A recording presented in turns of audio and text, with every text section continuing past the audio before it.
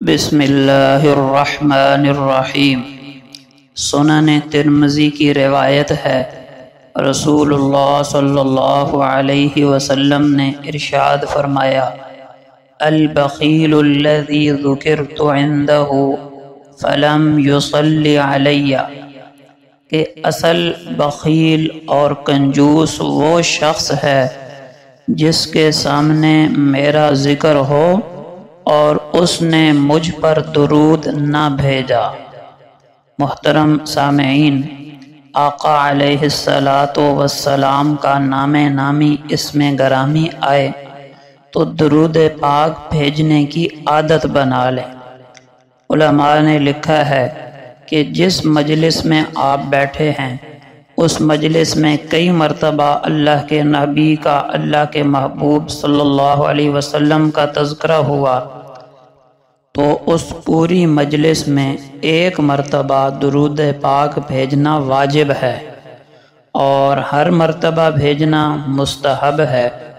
تو کوئی مشکل عمل تو نہیں ہے، صرف اتنا کہنا ہے صلی اللہ علیہ وسلم، ہر مرتبہ کہہ لیا جائے۔ اجر و ثواب کتنا ہے؟ ایک مرتبہ درود پاک بندہ پڑھتا ہے، اللہ 10 نیکیاں نامہ اعمال میں لکھ دیتے ہیں، 10 گناہ 10 خطائیں معاف کی جاتی ہیں، 10 درجے بلند کیے جاتے ہیں اور اللہ کی طرف سے 10 رحمتیں اس درود پڑھنے والے بندے پر اترتی ہیں۔ تو اتنے بڑے ثواب سے، فائدے سے محروم رہ جانا کوئی عقل مندی اور دانش مندی کی بات تو نہیں ہے۔ اس لیے جب کسی مجلس میں، علماء کے درس میں، بیان میں بیٹھیں، شرکت کریں تو اللہ کے محبوب کا جتنی مرتبہ نام آئے اتنی مرتبہ درود پاک بھیجنے کی عادت بنائیں، اور اس حدیث پاک کو بھی یاد رکھیں کہ اصل کنجوس وہ ہے جس کے سامنے میرا نام آئے اور وہ مجھ پر درود پاک نہ پڑھے۔